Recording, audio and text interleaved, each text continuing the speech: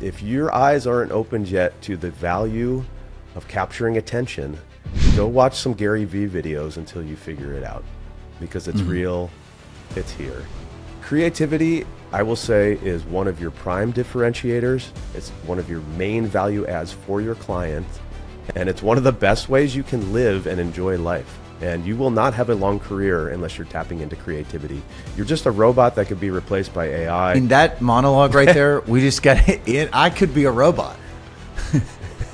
Like I could easily be replaced by an AI robot that you give that human monologue to, who's like, "Yes, Sean, that's it." Welcome back to Sales Life.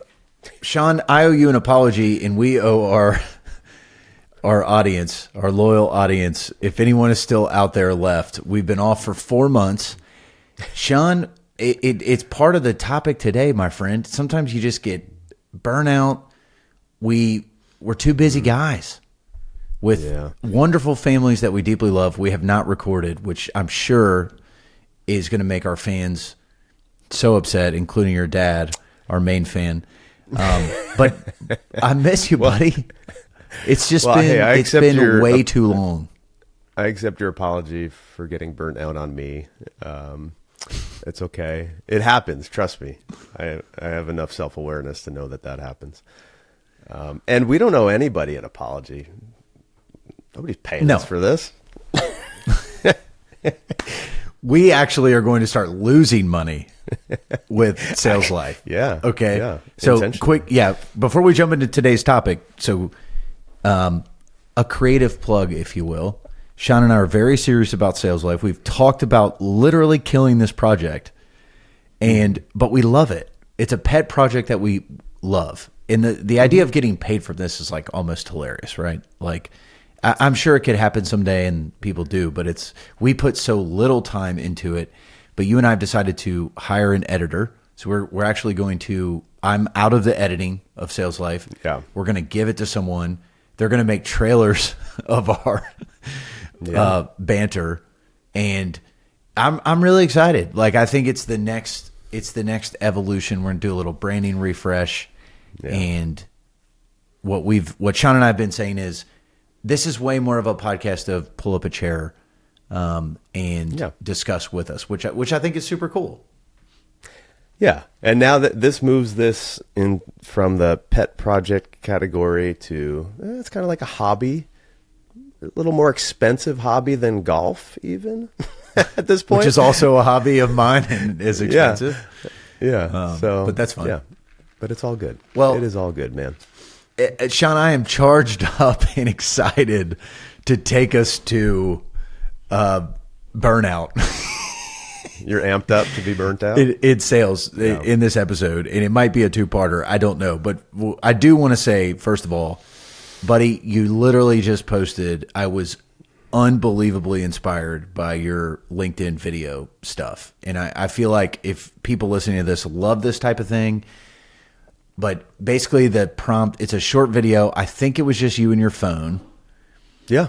I'm OCD about quality. I've never recorded one thing on my phone, which is crazy. But it's just you're at one of these massive warehouses that you lease. You flip it on and you say, "I'm going to share secrets. Like, here's our secrets. This is how we're leasing property today." Which that premise in and of itself is very good. And then you go through these 4 points. So mention them really quickly, if you will. And I just want to make a tiny comment on the genius of this post. Okay. This shows how prepared we are. I don't remember what those 4 points are. I'm actually intrigued. We throw a lot of crap out on LinkedIn. And I've been trying more to just look into my phone and make a video and post that. Here's what's I've learned is important. Like, the workflow of like how to like shit, as they say, to ship stuff, like ship content, like to get it out. Like, my workflow has gotten really easy. I just speak into the phone. There's no editing. I upload it to this auto caption thing that puts a little watermark that says SoCal Industrial on the top of it. It throws captions on it. that happens really quickly. I download it to my phone really quickly. I hit post. So from the idea to putting it up could be as short as 10 minutes, which is cool. The quality on the phone. So these things are unbelievable. And if you put it in cinematic mode, kind of blurs the background, it gives you that full look. So, and then the rest of it is, well, you should. You don't need any hardware other than your phone. And I don't use a mic or anything. I only use a mic if there's like multiple people, right? Me and a business partner, but if I'm just talking into the phone and it's 15 inches in front of my face, it picks it up fine. So I'm just interested, like, I don't know why that video caught you. As I'm trying to do more of these, that seemed like any other video, but you called me and was like, that was the best. And I don't know. I did. It spoke to me because I feel like it was a perfect combination of like pulling the client in and saying like, wink, wink, like, you don't know what we're doing here, but we're like, this is an ad for you as well as an ad for our company. So there was a little bit of dual marketing going on there, which is super cool. If I owned that massive warehouse that you were shooting outside of, I would have been stoked. Like as an owner, I would have said like, well, this is exactly what I want. Like this guy's talking 3 or 4 levels above the fray. Like he not only gets it, but he's like speaking to, and they're doing it. You know, basically the main points were, what are you doing? You know, you're spending real money, actual legitimate money on marketing listings. You're doing something different, right? Like don't do the same thing. That's not the same thing that's always been done in today's world, which is a bit of a tougher market. You're not able to do that and be successful, right? So think outside the box, think differently. Think creatively. Yeah, it's coming back to me now. Think creatively for sure. Yes, you can't do the same old thing. Yep. And then I think concierge. Concierge service. So that's a big thing for us with other brokers, right? So the odds are 95+% chance that the tenant who leases that warehouse is going to be represented by a broker that is not on the listing team. And so our job is to make those brokers' job as easy as possible. As they're out in the market looking at 15 options, it's like we want to be the easy button. Every time that we come up, it's less work for that broker and not more. We try to remove all the hurdles. Oh, you need plans? Okay, you want a full-size set of hard copy plans? That's cool. We'll make them and drop them off to your office this afternoon. You wanted to be at the building? That's cool. We'll go there ahead of you and open up the doors and get the AC on and like do all that. Do you want us on the tour? Or you want us not on the tour? Cool. We'll fade away. Hey, there's snacks and drinks in there. You and your client. Like we have this thing now. I should do one on our marketing center, but you walk into the building. In the office, there's a marketing center. We have a full-size wall decal with a site plan of the project. We've got, we say premium snacks and drinks. Like we got a fridge with like Celsius and iced coffee and like that type of stuff and like cool snacks. And then we've got a video screen showing like aerial, drone stuff of the property. But on that video, depending on who's coming, like let's say we know ABC Supply Company is touring that day, we can wirelessly through the internet somehow somebody on our team, like we put welcome ABC Supply on the screen. So they walk in and it says like the company that's touring it has a big welcome message on the screen. And so like what will separate us from the competition? It's all of those little things, right? You're just trying to stand out a little bit more in the prospect's mind. The reality is if the building doesn't functionally work, operationally work for somebody in our world, if it doesn't have a certain amount of loading doors and clear height and power, there's no little tricks you could do that will get somebody to be interested in your building. But if there's 5 buildings that work, then you're competing to just be a little bit ahead of the next guy. It's just genius. Like it should make me, and then it should make everyone out there ask, am I doing something different? Right. Yeah. And that's why I was challenged. It actually, because what I wanted to talk about with you today, if we ever get to it, might be the next episode again. Drum roll. creating a little suspense. Is burnout, like I said, because I've been a bit burnout, if I'm honest. And this is one of those things that just gave me that little nudge of like, oh, you could do something different than others people. And that made me hungry to do more. It made me think about my listings. And I honestly asked myself, because like, so you and I have talk offline. Sometimes we try to record everything that happens between us, which I appreciate. But I've had these BOV. I've never had more BOVs in my life. I have 894 units in Kentucky right now out in BOV format. I could get all those listings and it will be the best year five times over. I could get none of those listings and it will be a regular year, whatever. I've never had 894 units. That's a real count. And so just, I was thinking through, and we have a 78.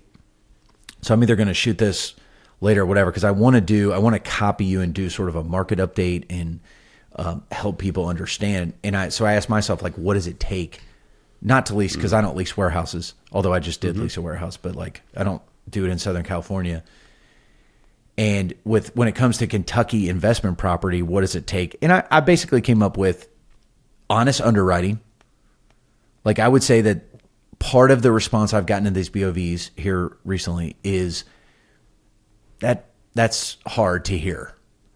Yeah. Whether it's a seller or a bank or whatever, it's like, that's hard to hear. And it's like, look, that's honest underwriting. And by the way, I still have a black swan, and this kind of charges me up. I love that. That's one of my real estate phrases that I love.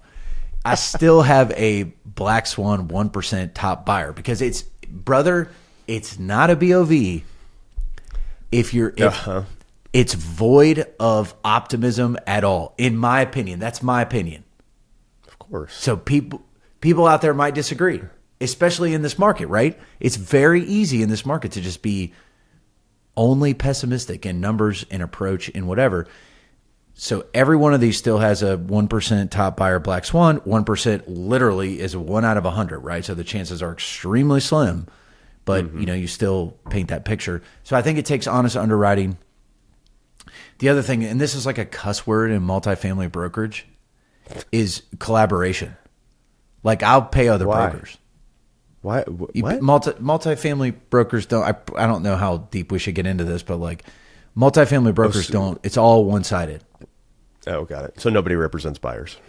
Nobody represents buyers. But if we have found in a tougher market interest rate wise, especially now rising interest rate market, if you're willing to work with anyone and everyone within reason, like the person's legit, whatever. If you're willing to collaborate and be creative, more deals get done. So those are my two things. They're not as good as yours, I don't think, but here's what I would say. If you're listening to this, take Sean's process, which is pull out your phone, shoot an action video, if you will, on the job. Highlight. You're not just teaching, because like I do videos from this office and it might be like educational content about real estate or something like that, but there's something about being on the job in between appointments with momentum behind you, headed to something else. I think that's cool. And you know what? For people who care, a new-ish iPhone has the absolute best video capabilities you could get. So there is, all that to say, there's no hurdle. You have it on you right now. The hurdle is mental. And I say that for me, like my perspective, like as someone who's out there way more than most, it's hard for me to pull out my phone and speak into it, because God, who the heck wants to hear my opinion on something? Like, this is what goes through my head, and I have to push myself past that. And you know what? Saying something like openly sharing our secrets, I know that will get traction with competitors, friendly competitors, other brokers, if you will. They're not my audience. Like, I need them to look at it so my audience can see it. My audience are the owners, right? And that, when I say openly sharing secrets, it's kind of a secret, but it's also like the hurdle for somebody copying us in what we do. They could do it. But they could do it. Good luck. There's no secrets. It's just like a lot of money and a lot of work and a lot of people, a lot of salaries, go copy it. Yeah. That's fine. So that's why I don't really mind sharing it. But yeah, dude, I think you touched on, and this goes into the burnout thing, but approaching your job in a creative way adds so much life to it. And and that's why I would say one of our core pillars is to be creative for our clients and to think differently. It's kind of selfish. I mean, it's just, if we're not being creative and doing something new, this job becomes complete drudgery. It's just the same thing day in and day out. You're just pumping out BOVs and working on purchase contract comments, and it's just, and making your cold calls. It's just, if you repeat that over and over for decades, it's boring. So thinking outside the box is totally self-rewarding, and it's 100% to the benefit of your clients. That's why I've done all the media stuff I've ever done. Like, because it's so selfish, because it was life-giving and different, and I was starved for attention as a child. So making videos feels good, but we see you. But I really like, I've gotten myself into a little rut. And I think one of the reasons I liked your video so much is I like on the job. Like, I want to be more on the job with the content and highlighting some of those things, not just like making videos separately. Cause I do real estate so much during the day that like, when at the end of the day, if I'm able to film a video, I'm like, the last thing I want to think about is, the last 12 hours of deal flow that I've been doing or whatever. And so it just challenged me. So I'm going to shoot a couple. Just on my phone, baby. I think that my favorite videos you have done have been like more the travel vlog stuff. So if you, like when I showed up at your house, that was so awesome, by the way. Yeah. Or the X Gala, or, Kansas City, anything like that. But I mean, I don't know if I've seen a video of you like in your market, like doing what you do day to day. Yeah, no, that's a good challenge. I'm ashamed to say that you haven't yet. And the reason you haven't is because I'm like immediately thinking, okay, I need a tripod. I need my good camera. I'm going to have to get an ND filter on the outside. Like, this thing has to look like a movie. Like, if you're listening to this and you're stuck in that, I'm very much stuck in that. But, recently I've done more in my car. You've seen that, like mobile office type stuff. That is truly in between appointments. But out at a property, it could be good. I'm excited for it. I'm excited. I just filmed a 6-part teaching series. So I'm pretty big on this. Like, what? Without me? You son of a... How dare you? Okay, on what? What are you teaching? So a big trend in our market right now is advanced manufacturing companies leasing space in very high numbers. These are, think, SpaceX, Anduril. These are defense tech companies that will send rockets into space, companies that are doing anything AI related, data center related, robotics, electric vehicle. These are companies that are popping up everywhere, and maybe 1 out of 10 of them, after going for a couple of years and 5,000 square feet, will end up getting like $200 million of VC funding. And all of a sudden they need a 300,000 square foot warehouse. And these are happening all over the market here. Primarily, so Southern California has really deep aerospace roots. Boeing, Rockwell Collins, like this was an aerospace manufacturing industry back in the 60s, 50s, 60s. And so we have deep roots there. And so this is happening again in our market. So here's my point. I just filmed a 6-part teaching series on advanced manufacturing and what these advanced manufacturing users are looking for. But I did it for the sole purpose to highlight a new listing that we just took over, which is 600,000 square feet of like beautiful, perfect advanced manufacturing buildings. So 6 1.5-minute videos teaching people about advanced manufacturing highlighting the features of this building. You have to think of it this way. If I were to just go and say, hey, we've got a great building, here are the features, nobody cares. Nobody will watch that. If all of a sudden I'm teaching a bunch of people in my network about advanced manufacturing, they will watch it. And as a result, they'll be seeing the property that we're listing. So it's like the sleight of hand stuff you have to do if you're trying to get attention for your owners, for your clients on social media.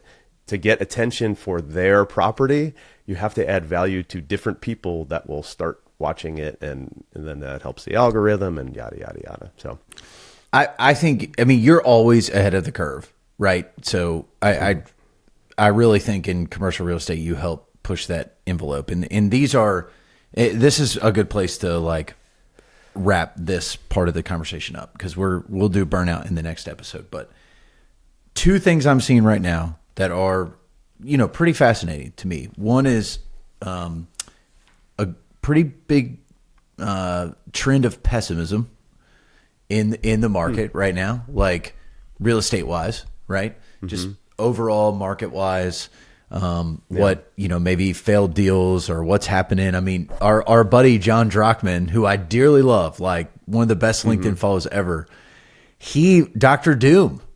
Yeah. Like he the other day said, like, I can't believe everybody's so doom. Like everybody's become Dr. Doom. Yeah. I mean, he was the only one 2 years ago preaching that kind of stuff, or 3 years like ago. 4 years ago. Yeah. So now he's like coming around to be Dr. Hope which I think is fascinating. Well, he's always ahead of the cycle, so you should listen to him above others. Yeah. That's right. The rest of the group is just following. Yeah. And then the other thing I think is short form content, and for commercial real estate people, I think it's experiential on the job type stuff. Like I'm really going to lean into that this summer. And you see developers doing it more. I think it's good. I think that's a really cool trend. And the video, I will say this. I mean, we talk about content a lot, so I don't think it's bad, but some of these ranking videos I've been doing are just insane. Like this get a 4.0 in college video, totally unrelated to real estate. I said that. I just posted on Instagram. Has 6,000 reactions. And whoa. I don't even know the stats. People just tagging their kids. Dude. Okay, so here is the challenge. This is a very real and unique challenge that. That's a 9 out of. Sorry, 180,000 views on that video. Okay, so here's the challenge, and as we land this plane, I've got 3 thoughts, and I want every episode we do to add value, right? 100%. We walked into this not recording the last 4 months and not talking about what we're going to talk about. We have so much to talk about. So when we started this, I'm wondering like, okay, what are we even going to talk about? Will this add value? Here are my thoughts. What you just said is really important.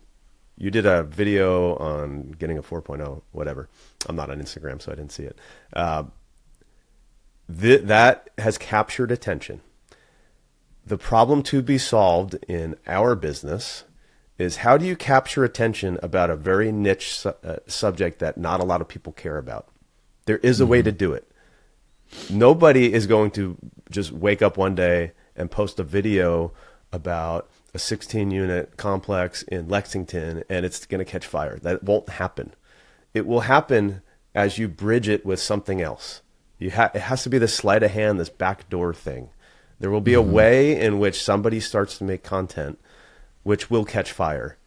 And the backdrop of that is, oh, we happen to do commercial real estate, or we happen to be in sales in some other area.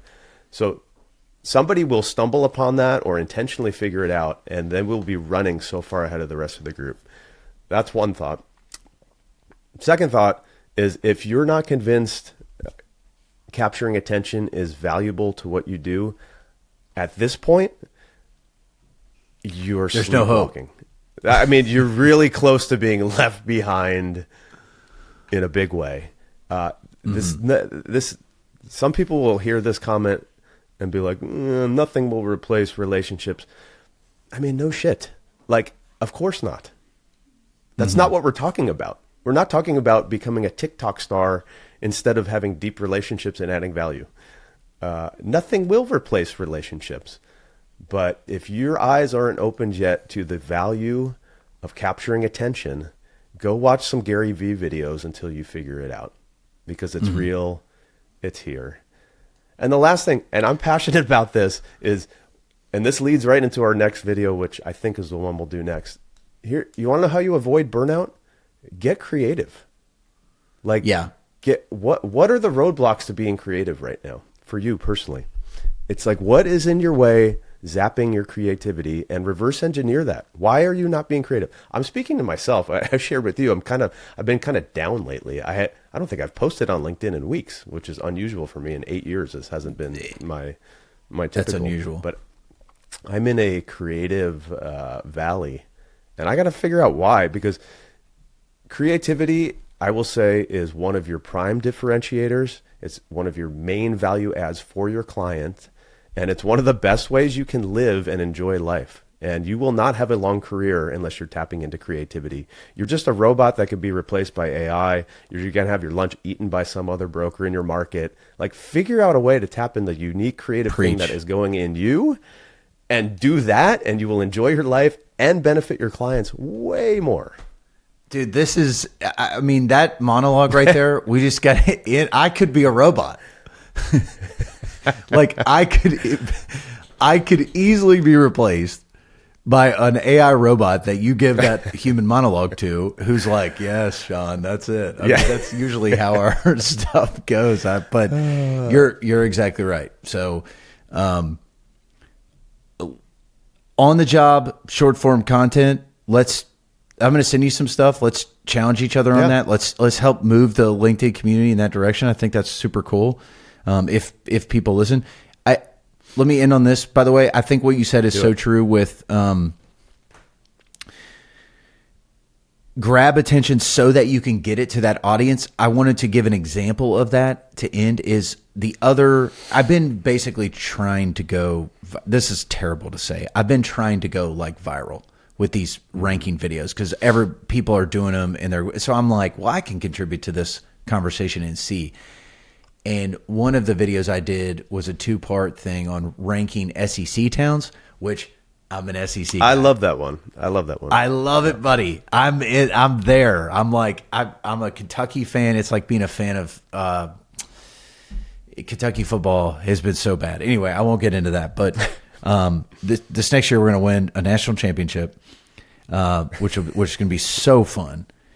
But I had a client who sent me a screenshot of the video and a text message, and one of his investors had said, you should check this out. This guy does what you do. So this is a client of mine, an investor I don't know, says, check what this guy's out. This is exactly what you do. This is student housing in SEC towns. Like, you got to look at this guy. And he responded back and said, that's actually a broker that I work with often.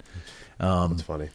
But it made its way all the way to him in the 300,000 views that specific video got. So super cool. You don't pull those kind of numbers on LinkedIn. But I think it's good to be simple, and let's work at getting you out of this valley, man. I mean, let's lead the ways. We're too good. We're like Lewis and Clark venturing into commercial real estate, media, creativity. Yeah. We have doodles. I mean, it's so manly to have a doodle. Sean sent me a picture of his dog the other day. It was like, went to a beautician, basically is the only way I could describe it. Like, had a blowout. Like, I